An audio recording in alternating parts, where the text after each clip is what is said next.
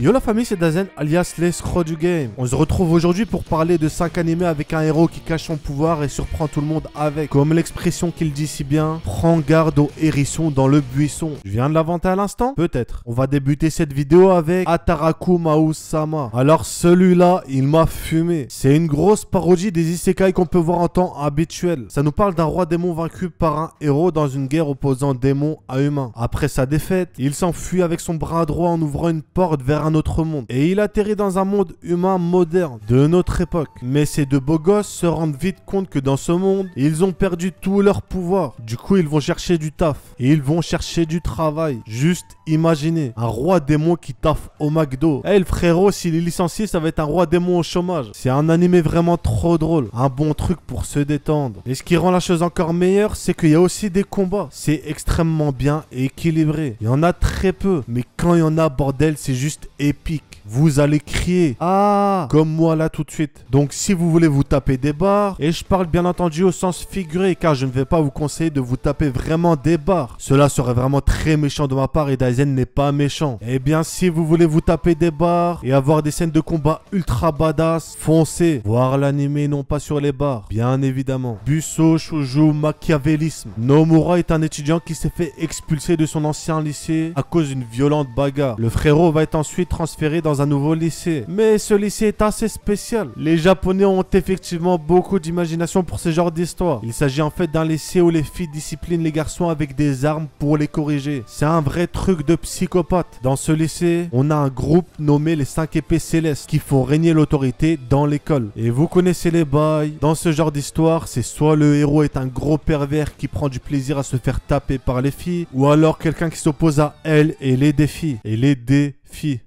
Bon, ça sonnait mieux à l'écrit. Et dans cet animé, c'est la deuxième option qui s'applique à notre héros. Il va donc défier ses 5 épées célestes. Et dès son arrivée, va en humilier une. Avec bien entendu des scènes équis, tant qu'à faire. En vrai, même si vous vous doutez qu'il y a beaucoup de fanservice, bah l'histoire est assez bien développée. On va en apprendre plus sur Nomura. Pourquoi il a été expulsé de son ancien lycée, etc. Bref, vous avez capté. Et son développement est assez cool. Comme le Titanic. Cool comme le Titanic. Parce que le Titanic, il coule. Cool. Moi, j'avoue, là, c'était pas drôle. Hitori no Shita The Outcast. Pour moi, c'est vraiment un des animés les plus sous-cotés de notre génération. Alors qu'il est juste incroyable. Mais de quoi ça nous parle? Eh bien, ça nous raconte l'histoire de Zhang, un étudiant qui se fait attaquer au beau milieu d'un cimetière par des zombies. Ne me posez pas de questions, vous n'aurez pas de réponse. Il se fera ensuite sauver par Bao Bao, qui est une jeune femme étudiante dans la même université que lui. Bon, déjà, je vous avoue, c'est pas très commun de se promener dans un cimetière tout seul au beau milieu de la nuit. Mais vous comprendrez pourquoi il était là en visionnant l'épisode 1. Peu de temps après, Zhang va s'apercevoir qu'il est en train de se transformer en loup-garou et qu'un astéroïde menace de se cracher sur la Terre. Ceci n'est bien entendu absolument pas vrai. Il va s'apercevoir que différentes personnes aux pouvoirs spéciaux apparaissent autour de lui. Mais Bao Bao le soupçonne de cacher un secret, de cacher un pouvoir. Mais quel est ce pouvoir qu'il cache? Bah vous le verrez en regardant l'animé. Personnellement, la première fois qu'on a vu ce qu'il cachait, ça m'a littéralement bluffé. Ça avait trop de flow. Mais je vais pas vous en dire plus car comme d'habitude, Daisen n'est pas un spoiler. Après, je peux vous spoil l'heure. Il est 17h. Voilà, j'ai spoil l'heure.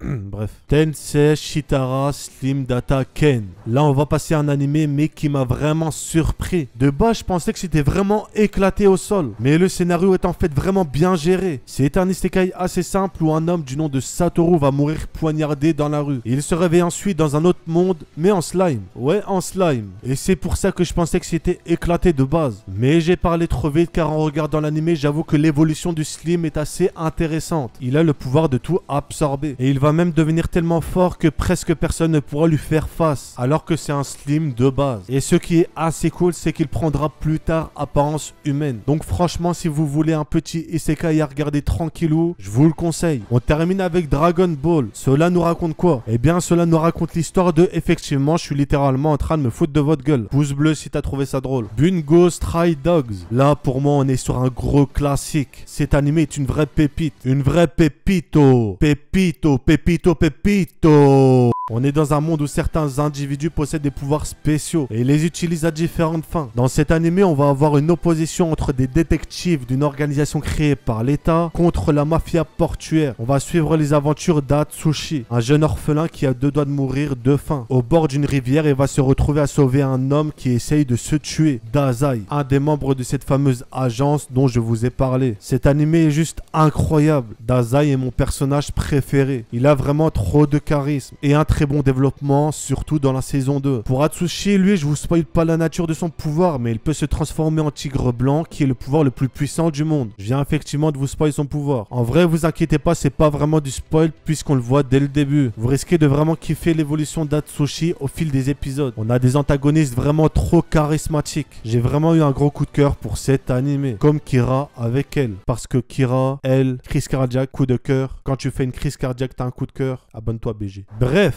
Comme à chaque fin de vidéo, on arrive à la fin de la vidéo. Si vous avez aimé, pouce bleu, c'est un ordre. Si vous n'avez pas aimé, pouce bleu, c'est un ordre aussi. N'hésitez pas à me suivre sur Twitter, en description, je suis beaucoup actif dessus. Et avant de terminer, pour voir les vrais qui restent jusqu'à la fin, mettez en commentaire un hashtag escroc du game, histoire que je voie vous êtes combien à faire partie de l'élite de l'élite. Et n'oubliez surtout pas, Dazen est un escroc. C'était Dazen, sur ce, je vous dis à la prochaine.